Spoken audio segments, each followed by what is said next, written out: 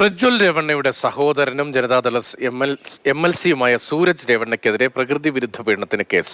ജോലി തേടി ഫാം ഹൗസിൽ ചെന്നപ്പോൾ പ്രകൃതി വിരുദ്ധ പീഡനത്തിന് ഇരയാക്കിയെന്നതാണ് പരാതി. കെ.ബി. ശ്രീധരൻ ബംഗളൂരിൽ നിന്ന് വിവരങ്ങളുമായി ചേരുന്നുണ്ട്. ശ്രീധരൻ, ഈ കുടുംബവുമായി ബന്ധപ്പെട്ട നിരവധി പരാതികൾ ഉയർന്നു വരികയും നിയമ നടപടികൾ മുന്നോട്ട് പോവുകയും ചെയ്യുന്നതിനിടയിലാണ് ഇപ്പോൾ ഒരാൾക്കെതിരെ കൂടി കേസ് വരുന്നത്. ഈ കേസിന്റെ പശ്ചാത്തലം എന്താണ്? ഈ സൂരജ് രേവണ്ണ കർണാടകയിലെ MLC ആണ്. ഇയാൾക്കെതിരെയാണ് ഇപ്പോൾ ഈ പരാതി വന്നിരിക്കുന്നത്.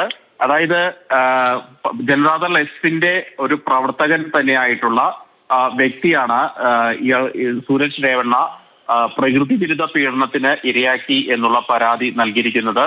ആദ്യം ഹൊളെ നരസിപ്പുഴ പോലീസിൽ ഇയാൾ പരാതി നൽകിയെങ്കിലും FIR ഇടാൻ തയ്യാറായിരുന്നില്ല. തുടർന്ന് കർണാടക DGPക്ക് പരാതി നൽകുകയായിരുന്നു.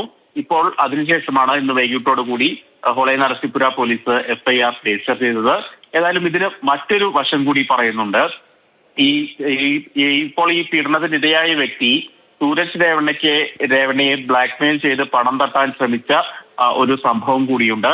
ഇതിൽ സൂരജ് രേവണ്ണയുടെ മാനേജർ പോലീസിൽ പരാതി നൽകുകയും ആ വിഷയത്തിൽ കേസെടുക്കുകയും ചെയ്തിട്ടുണ്ട്.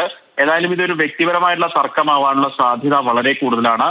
എന്നിരുന്നാൽ പോലും ഇപ്പോൾ ഈ രേവണ്ണ കുടുംബത്തിൽ എല്ലാവർക്കുമെതിരെ കേസ് വന്നിരിക്കുന്ന ഒരു സാഹചര്യമുണ്ട്. പ്രജ്വൽ രേവണ്ണ നിലവിൽ പീഡന കേസിൽ ജയിലിലാണ്. അതുപോലെ തന്നെ HD രേവണ്ണയ്ക്കെതിരെ ഇരയെ തട്ടിക്കൊണ്ടുപോയ കേസ് ഉൾപ്പെടെ അദ്ദേഹം ജാമ്യത്തിൽ ഇറങ്ങിയിരിക്കുന്നു. HD രേവണ്ണയുടെ ഭാര്യ, അതായത് പ്രജ്വലിന്റെ അമ്മ ഭവാനി രേവണ്ണയ്ക്കെതിരെയും ഈ കേസിൽ അവരെയും പ്രതിപട്ടികയിൽ ഉൾപ്പെടുത്തിയിട്ടുണ്ടെന്നാണ് മനസ്സിലാക്കുന്നത്. ഏതായാലും ഇപ്പോൾ അതിന് പിന്നാലെ കുടുംബത്തിൽ HD രേവണ്ണയുടെ മൂത്ത മകൻ സൂരജ് രേവണ്ണയ്ക്കെതിരെ കൂടി ഒരു ആക്ഷേപം അല്ലെങ്കിൽ ഒരു ആരോപണം ഉയർന്നിരിക്കുന്നു. ഏതായാലും രണ്ട് കൂട്ടരും നൽകിയ പരാതിയിലും പോലീസ് ഇപ്പോൾ FIR രജിസ്റ്റർ ചെയ്തിട്ടുണ്ട്.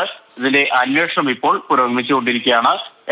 കൃത്യമായിട്ടുള്ള ഒരു വ്യക്തത കാര്യത്തിൽ വന്നിട്ടില്ല. ഇതൊരു വ്യക്തിപരമായിട്ടുള്ള ഒരു പ്രശ്നമാണോ എന്നുള്ള ഒരു സംശയം ഏതായാലും പോലീസിനുണ്ട്. എന്നിരുന്നാൽ പോലും ഇത്തരത്തിലുള്ള ഒരു പീഡന പരാതി ഉയരുമ്പോൾ അത് അതീവ ഗൗരവമായി തന്നെ കാണേണ്ട വസ്തുതയാണ്. കെ.ബി. ശ്രീധരനാണ് ബംഗളൂരിൽ നിന്ന് ഈ വിവരങ്ങൾ വിശദമായി നൽകിയത്.